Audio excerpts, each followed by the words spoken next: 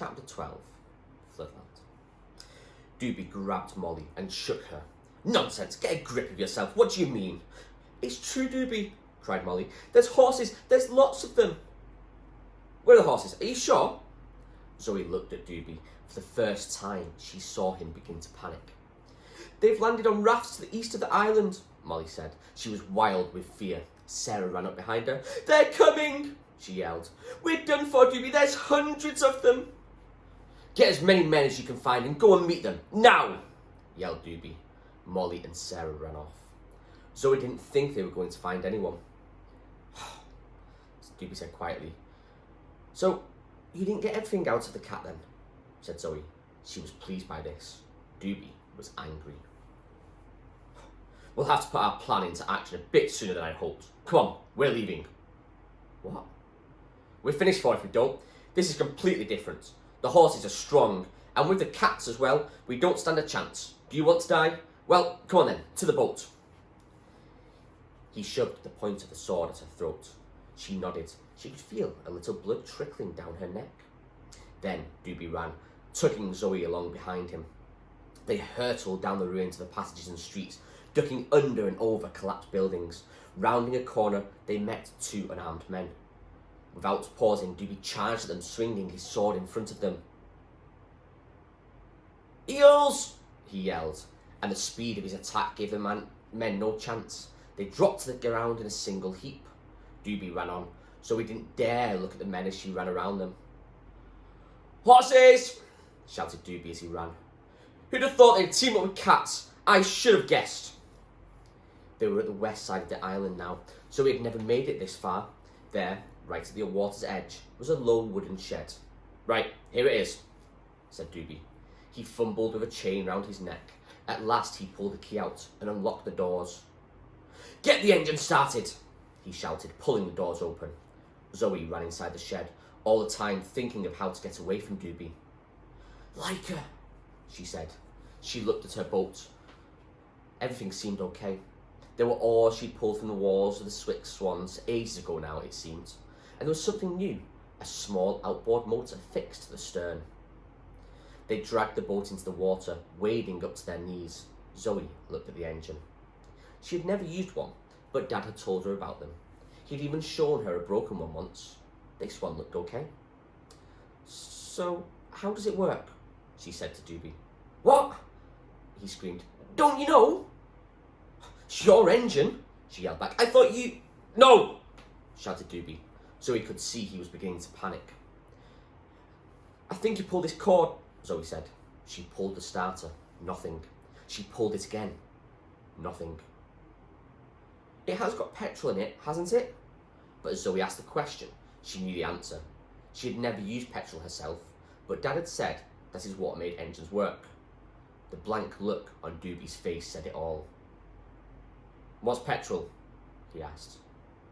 Great, said Zoe. Well, we'll just have to row for it then. Zoe fumbled with the crude clamps that were holding the motor to Leica's stern. What are you doing? Doobie shouted at her. It's no use without petrol. It won't go. I'm taking it off. It'll only slow us down. The useless engine splashed into the water behind the boat. Doobie! A voice yelled at them from the island. What's going on? They turned to see Spat and Munchkin coming after them. You were going to go without us? You, screamed Spat. So what? Said Doobie, and turned to meet them with his sword. His usual calm had returned. Spat and Doobie fought. Munchkin hung back, hesitating. Seeing the fight, Zoe took a chance and put out to sea in the boat. Doobie was having more trouble with Spat than he'd had with the two horses. Spat was armed with a sword very similar to Doobie's. They splashed wildly in the shallows, thrashing about their weapons. Munchkin stood nervously at the water's edge, as if trying to decide what to do. Rowing away from the awful fight, Zoe had a perfect view of it all. Suddenly, Munchkin jumped into the sea and started to swim for Zoe's boat. Wait, he spluttered. Take me with you. Distracted by this, Spat and Doobie paused in their struggle for a second. Then Doobie snapped out of it. He shoved his sword into Spat, and Spat slid into the shallows, which reddened around him. By now, Munchkin was well out to sea, about halfway from the shore to the boat. Come back here, yelled Doobie from the shore. "Come back here, you traitor! You're supposed to be taking me!" Doobie looked stupid, jumping up and down in the water, yelling his head off. "Munchkin, I order you to come back, now!" Munchkin kept on splashing through the water. Zoe stopped. "Oh, William," she said, "should I come back for you just in case?" She shipped her oars and waited for Munchkin to reach her. After a minute more of splashing, Munchkin grabbed the gunwale of the boat. Zoe wondered why Doobie hadn't tried to follow. They weren't that far off the shore yet. "Come round the stern, give me your hand," said Zoe, and she helped Munchkin over the back of the boat. Munchkin fell spluttering into the bottom of the boat. "Take the other oar," said Zoe. "Let's get out of here before Doobie comes after us." Munchkin climbed beside Zoe and started to row. "He won't do that." "How can you be sure?" asked Zoe. "He can't swim," said Munchkin, grinning. "I think he's going to have to learn." As they rowed away, they could vaguely hear the sounds of fighting outside the cathedral coming to an end. Doobie was by now a tiny figure standing motionless on the shore. "Why did you wait for me?" asked Munchkin. "I don't know. I didn't think you stood much of a chance if I left you to Doobie, and you didn't tell him about what I said, about where my boat was." "No," said Munchkin simply. "But what about him? Who do you think won the battle?" "Who knows? But I think Doobie will be alright. People like him always are. It's William I'm worried about.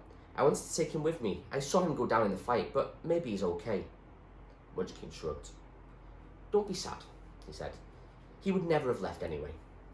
They rowed in silence for a while. Zoe realised that they ought to take stock of the direction before they went much further. She fished in her pocket for a compass. "Oh no," she said. "What?" asked Munchkin. "My compass.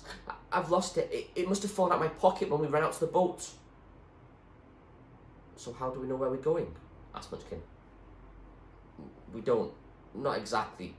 We'll head for where the sun's going to set. That's west, roughly." "West?" asked Munchkin. "That's what William used to say. Salvation is to the west of the sea. There's a city called Golunganuza. That's what William said anyway. He was always saying it. It was in one of his stories."